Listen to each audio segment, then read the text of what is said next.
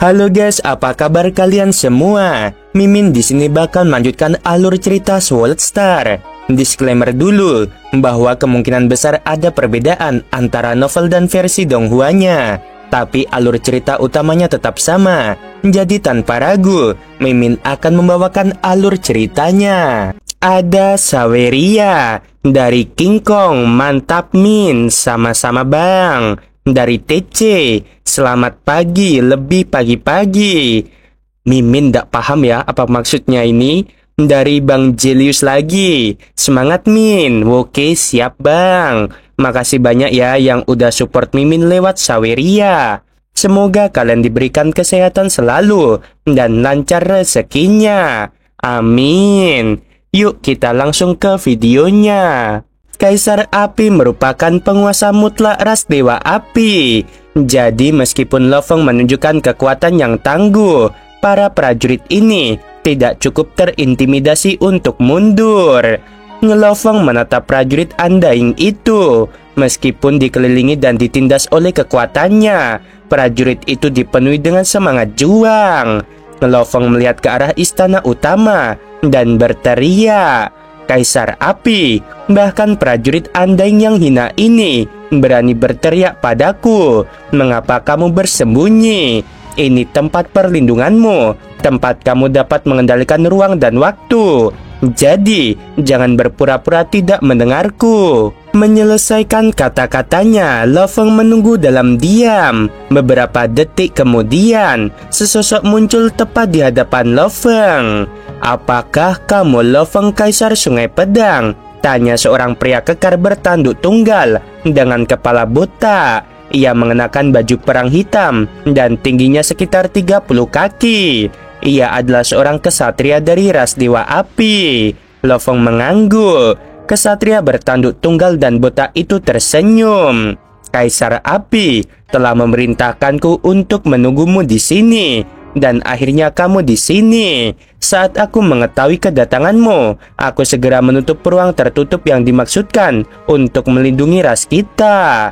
Lo Feng tertawa sendiri. Dia tahu ruang tertutup itu telah dipersiapkan khusus untuknya. Kesatria Ais Deutron tersenyum dan menatap Lo Feng. "Kaisar Sungai Pedang, silahkan ikuti aku." Lo Feng mengangguk. Dia tidak takut dengan trik apapun yang dimiliki Kaisar Api. Saat dia dalam perjalanan ke sini, dia telah menemui berbagai rintangan dan tidak ada yang bisa menjatuhkannya. Sekarang setelah dia tiba di wilayah ras Dewa Api, jika Kaisar Api tidak bisa bersikap baik, itu akan menjadi penghinaan bagi Lo Feng dan penghinaan bagi guru mereka, yaitu Shou Sanke. Lo Feng dan kesatria bertanduk tunggal berjalan berdampingan. "Di mana Kaisar Api?" tanya Lo Feng. "Di istana utama," kata kesatria bertanduk tunggal itu sambil menunjuk ke istana tertinggi di kejauhan. Di sanalah Kaisar Api tinggal. Dua istana lainnya di setiap sisi adalah istana sekunder tempat tamu biasa tinggal. Kaisar Sungai Pedang, silahkan pergi ke aula istana sekunder. Lo Feng mengubah raut wajahnya. Apakah mengulur waktu? Lo Feng menatap kesatria bertanduk tunggal itu. Kesatria bertanduk tunggal itu tidak goyah oleh kemarahan Lo Feng.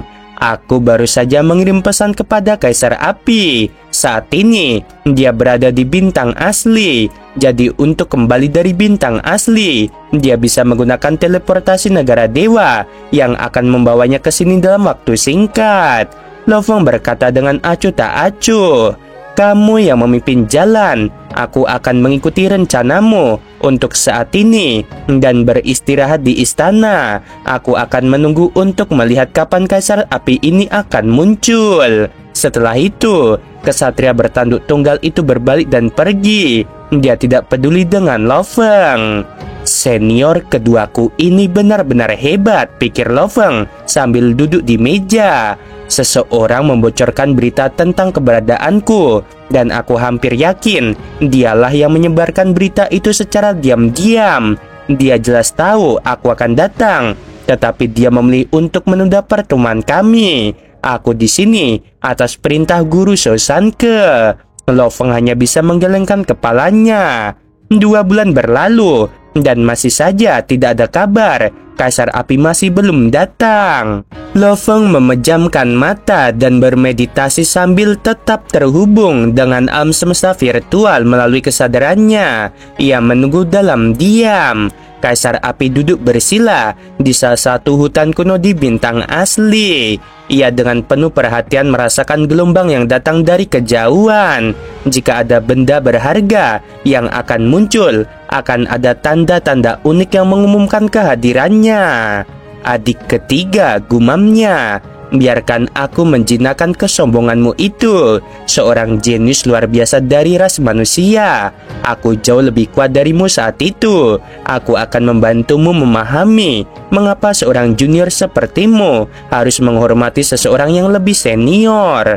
Lo Feng telah tinggal di istana selama setahun atau lebih, dan selama periode ini dia telah menunggu dengan damai dan sabar. Suatu hari, ketika Lo Feng tengah bermeditasi bersila, ia tiba-tiba mendengar suara keras. Kekuatan dahsyat menyebar ke sekelilingnya, menyelimuti seluruh halaman istana. Setiap makhluk di halaman istana segera berhamburan keluar untuk memberi hormat. Lo Feng juga membuka matanya, lalu berkata, "Akhirnya kamu di sini, senior kedua," kata Lo Feng mengangkat kepalanya untuk menatap mata Kaisar Api. Dia tersenyum. "Kamu akhirnya di sini. Aku, adikmu, telah menunggu lama." Sosok yang menjulang tinggi itu berdiri. Selangkah demi selangkah dia menuruni tangga. Tubuhnya yang suci menyusut saat dia bergerak, dan saat dia mencapai dasar tangga, dia telah menyusut hingga setinggi Lo Feng. Dari sudut pandangan manusia biasa, Kaisar Api memiliki kesombongan yang berlebihan dan mengabaikan kehadiran semua orang lain. "Adik ketiga," kata Kaisar Api, menatap Lo Feng dengan sedikit keramahan di tatapannya. "Aku berada di bintang asli, bertarung dengan banyak makhluk hebat lainnya dari ras lain untuk memperebutkan harta karun. Aku bertemu dengan momen krusial ketika harta karun pertama kali muncul, jadi aku tertunda cukup lama." "Aku yakin kamu tidak menganggapnya serius." "Tentu saja tidak," jawab Lo Feng. Kaisar Api mengangguk dan berkata, "Aku mengobrol dengan Putih, lalu guru kita Shou Sanke juga telah memberiku beberapa perintah. Sedangkan untukmu, aku memang sengaja mengumpulkan beberapa materi informasi. Kamu jelas satu dari sejuta seorang jenius luar biasa dari ras manusia. Namun, kamu harus tahu bahwa semua yang kamu miliki saat ini adalah karena kepercayaan guru kepadamu. Jangan sombong, berlatihlah dengan rendah hati, dan jadilah kesatria secepat mungkin. Kemudian, lanjutkan ke status Universe Master. Kakak pertamamu dan aku sedang menunggu hari itu tiba." Lo Feng mengernyitkan dahinya. Ia tidak suka dengan sikap senioritas yang ditunjukkan Kaisar Api. "Keberuntungan ada padamu. Kamu dapat mengambil warisan hidup atau mati dari Menara Bintang untuk menjadi murid ketiga dari guru Shou Sanke. Itulah sebabnya kamu harus menghargai kesempatan ini lebih dari sebelumnya. Jangan pernah mengecewakan guru kita." Lo Feng segera menjawab, "Kamu pasti tahu tujuanku datang ke sini." Kaisar Api tersenyum pada Lo Feng. "Armor kekuatan, kekuatannya tak terbatas, dan kamu baru saja menjadi Undying. Kamu masih terlalu lemah untuk melepaskan kekuatannya. Kamu bahkan bisa kehilangan armor kekuatan itu. Demi keselamatanmu, kamu harus terus mengembangkan kekuatanmu. Belum terlambat bagimu untuk mendapatkan armor kekuatan saat kamu telah menjadi seorang kesatria. Aku akan dengan senang hati terus menjaganya untukmu." Meski Lo Feng penuh amarah, satu-satu pilihannya adalah menahannya. Kaisar Api menatap Lo Feng sambil menyeringai. "Adikku, latihlah dirimu dengan baik dan jadilah seorang kesatria. Kemudian kamu dapat menggunakan armor kekuatan." Lo Feng tersenyum. "Kakak kedua, aku bisa bertahan hidup setelah diburu oleh semua makhluk hebat di alam semesta tanpa armor kekuatan. Jika aku bisa mendapatkan armor kekuatan itu sekarang, aku akan jauh lebih kuat dan kecil kemungkinannya untuk mati. Kamu tidak perlu khawatir tentangku. Berikan saja aku armor kekuatan." "Jangan ambil risiko," teriak Kaisar Api. Suaranya menggetarkan jiwa Lo Feng. Armor kekuatan adalah harta karun yang sangat berharga, yang bahkan diinginkan oleh para Universe Master. Beraninya kamu mencoba keberuntunganmu. Kakak kedua, aku merasakan bahwa kamu enggan memberiku armor kekuatan itu. Lo Feng menatap Kaisar Api. Kaisar Api tiba-tiba menjadi marah, dan seluruh istana terperangkap dalam kemarahan. Kekuatannya menekan Lo Feng. Kaisar Api berkata, "Aku telah menyimpan armor kekuatan untukmu selama ratusan juta tahun atas perintah Guru Shou Sanke, dan aku akan memberikannya kepadamu saat kamu cukup kuat. Meskipun kamu dapat memanfaatkan armor kekuatan, kamu masih lemah, dan aku melakukan ini demi kepentinganmu.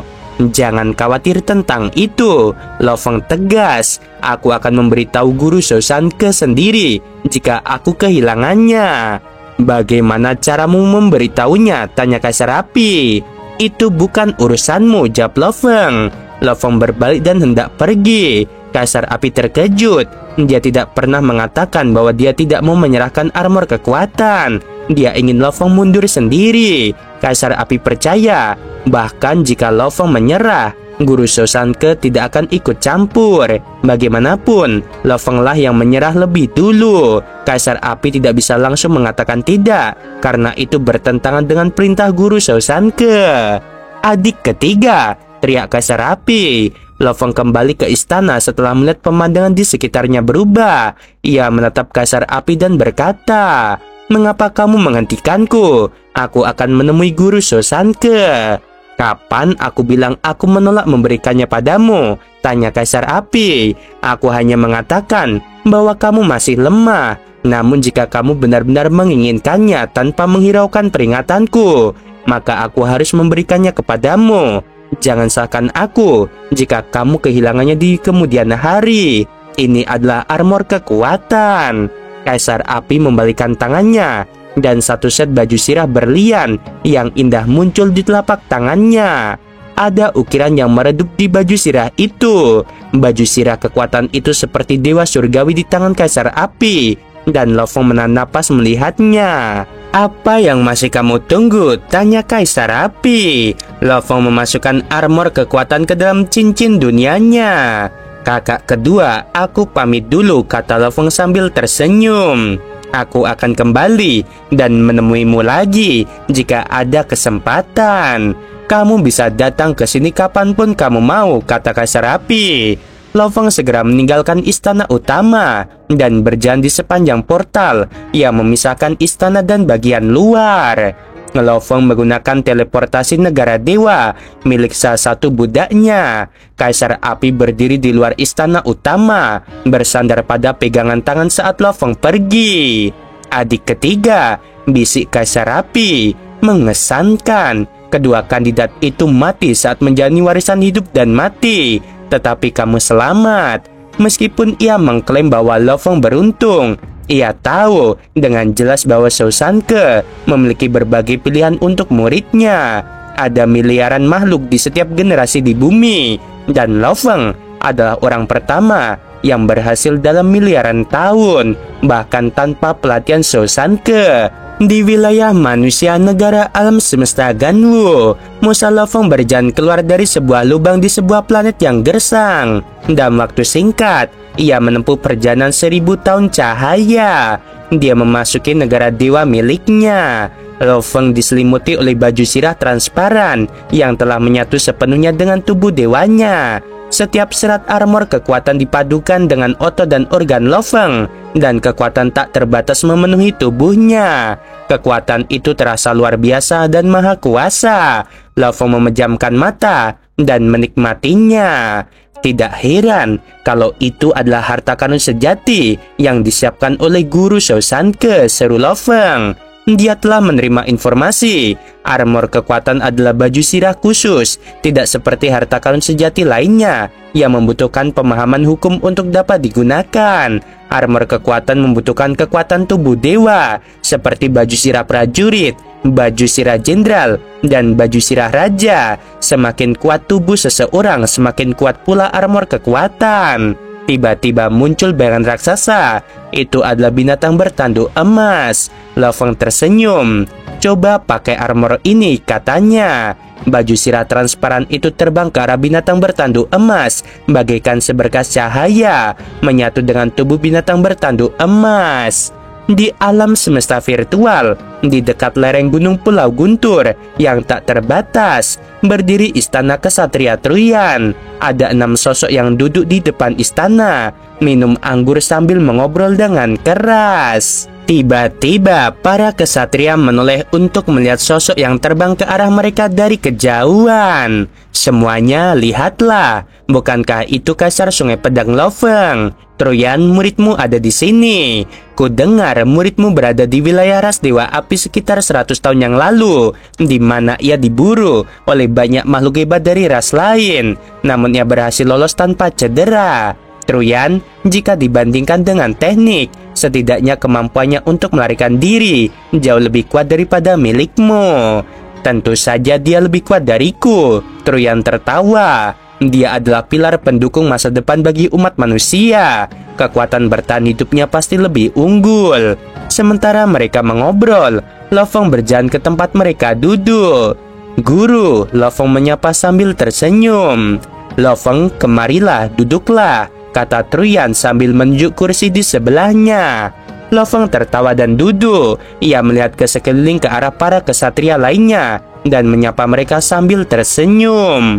Seorang yang sekilas mirip singa karena tubuhnya ditutupi rambut panjang berkata sambil tersenyum, "Kami tidak berani memasuki bintang asli saat pertama kali dibuka.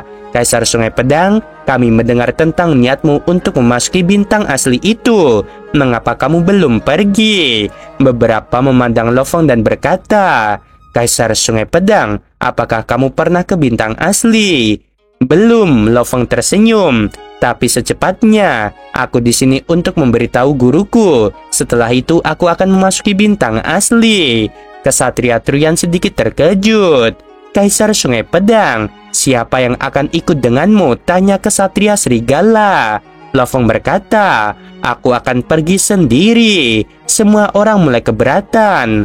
Banyak sekali kesatria senior yang terbunuh. Kaisar Sungai Pedang, lebih baik bagimu untuk membentuk aliansi dengan makhluk hebat lainnya. Lofeng tertawa dan berkata, "Jangan khawatir, aku hanya akan mengumpulkan pengalaman." Kesatria Kuangsu menatap Lofeng melalui matanya yang berbentuk lonceng.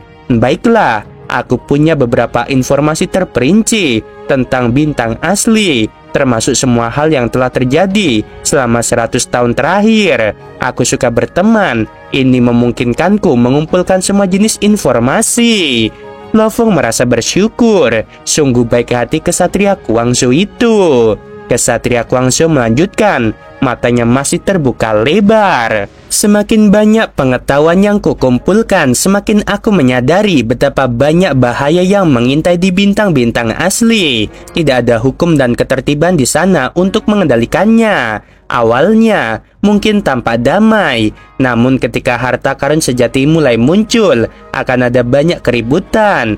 Makhluk-makhluk tertinggi akan muncul untuk memperjuangkan hak untuk mengklaimnya. Yang lebih lemah akan disingkirkan dalam waktu singkat. Cara pandangku dengan kekuatanmu itu dan banyaknya harta karun sejati yang kamu miliki, kamu pasti akan menarik perhatian makhluk-makhluk agung yang iri dari ras lain.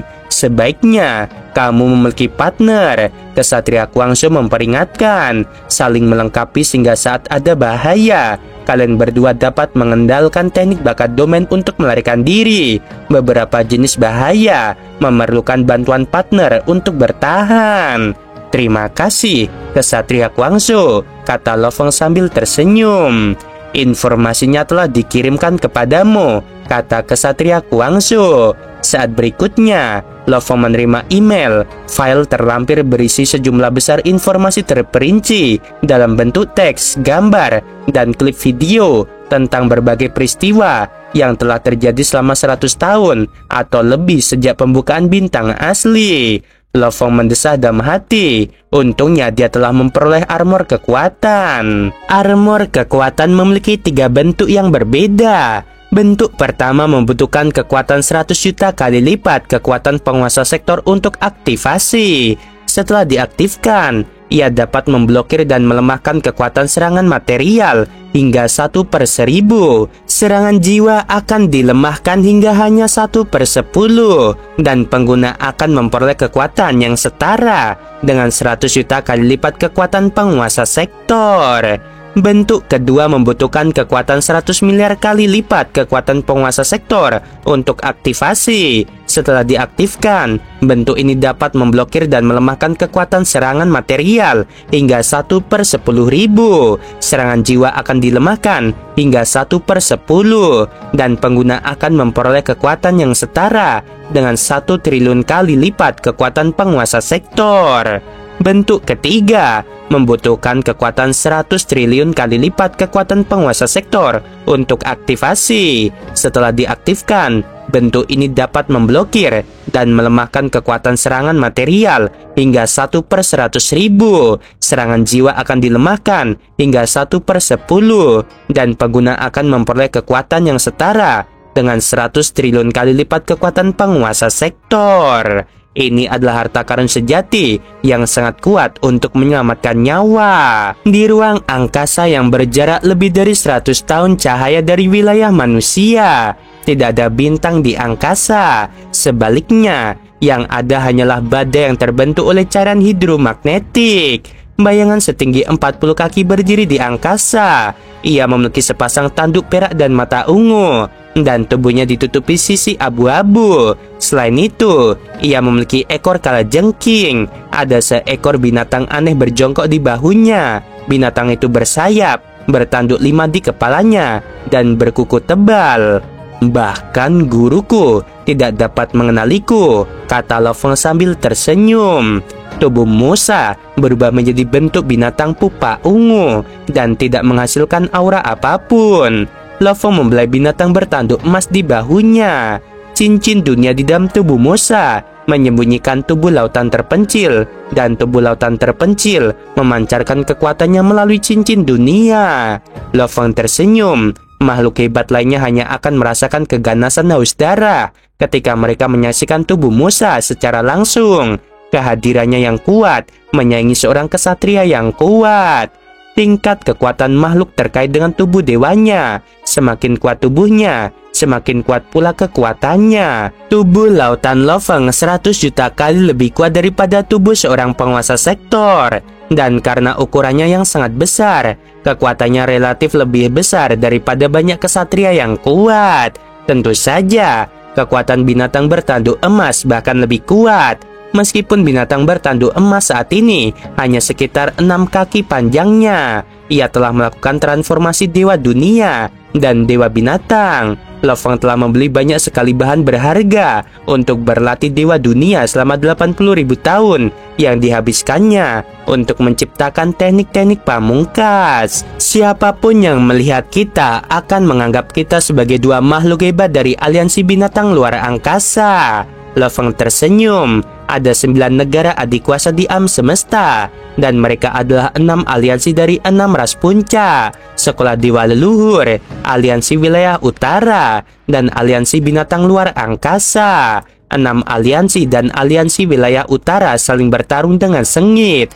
Adapun sekolah dewa leluhur dan aliansi binatang angkasa, mereka menghindari konfrontasi. Sekolah dewa leluhur tidak bertempur untuk memperebutkan wilayah manapun, dan aliansi binatang angkasa jarang terlihat. Bahkan binatang angkasa biasa pun jarang terlihat. Tanah aliansi binatang angkasa merupakan rahasia di alam semesta. Meskipun beberapa makhluk hebat dari aliansi binatang angkasa dapat terlihat dalam beberapa keadaan khusus, seperti pembukaan bintang-bintang asli, hanya sedikit yang tahu di mana tanah aliansi bintang angkasa berada. Lo Feng melihat ke tempat jauh. Ada pusaran air raksasa di antara badai hidromagnetik. Pusaran air itu berdiameter 6 miliar mil. Pusaran air itu berkilauan dan memutar ruang di sekitarnya. Portal menuju bintang asli, bisik Lo Feng. Lo Feng melangkah ke portal dan terbang ke dalam. Semakin dalam ia masuk, semakin kuat tekanan yang diterimanya. Ini adalah bintang-bintang asli. Lo Feng melihat sekeliling. Portal pusaran air berada di belakangnya.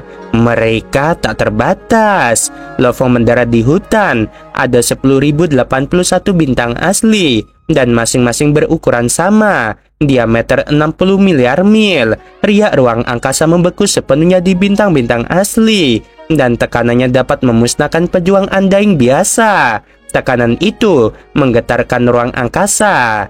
Tekanan yang sangat besar, bahkan tubuh Musa dengan tingkat gen kehidupan 100 kali lipat dan kekuatan 10 juta kali lebih besar dari penguasa sektor, merasa kesulitan untuk berjalan di bintang asli. Lo Fong melangkah maju dengan hati-hati, merasakan kekuatan energi di sekelilingnya. Menurut informasi yang dikumpulkan oleh kesatria Quanzhou, merasakan kekuatan energi pada bintang-bintang asli adalah cara yang paling populer untuk menemukan barang-barang berharga di antara makhluk-makhluk agung. Setelah sekian lama, ria energi mencapai Lo Fong. Lo Fong berbalik. Lo Fong segera melesat seperti seberkas cahaya. Namun semakin cepat ia melaju, semakin kuat pula perlawanannya, dan tubuh Musa jelas tidak sanggup menahannya. Lo Fong mulai membakar sebagian tubuh dewanya. Ia mempercepat lajunya dan langsung mencapai kecepatan di bawah kecepatan cahaya. Setelah beberapa saat, ia melihat 5 makhluk besar bertarung satu sama lain di atas bukit. 5 kesatria, gumam Lo Fong. Rupanya, banyak makhluk hebat yang tertarik pada pertarungan itu, dan ada 6 penonton lainnya selain Lo Fong. Namun mereka semua menonton dari jauh, alih-alih ikut campur. Seekor binatang berkepala 3 mengirimkan suaranya. Aliansi ras penjara, aliansi ras kristal, dan aliansi Cihuan. Dan ada makhluk agung dari aliansi binatang luar angkasa juga. Kita sudah mendapatkan 2 dari 3 harta karun itu. Ayo cepat pergi. Makhluk ras iblis bercangkang kura-kura menatap Lo Fong.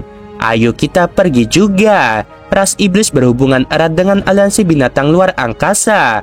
Dan ras iblis selalu menganggap binatang luar angkasa adalah saudara ras iblis. 2 kesatria dari ras iblis pergi. Begitu pula 3 kesatria lainnya dari aliansi 9 wilayah. Oke guys, sebelum video berakhir, Min mau bilang sungguh membagongkan. Terima kasih.